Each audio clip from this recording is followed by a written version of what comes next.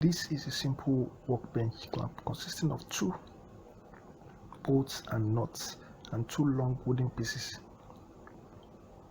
The clamp was tested here by using it to hold 2 pieces of wood by using a spanner to tighten for holding or loosen for releasing the bolts to make it move with the movable wooden piece through the nut on the other side of the stationary wooden piece of the clamp.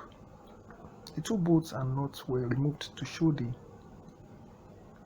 holes on either side of the movable wooden piece. The holes should be narrower than the nuts. The bolts passed through the holes on the movable wooden piece, 2 similar holes in the static one, and then through the nuts.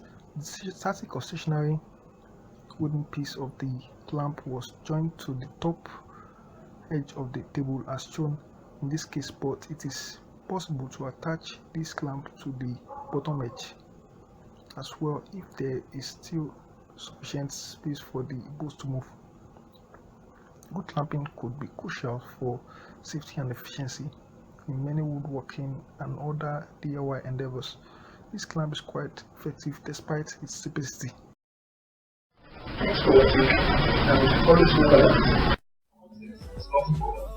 develop it once, do right.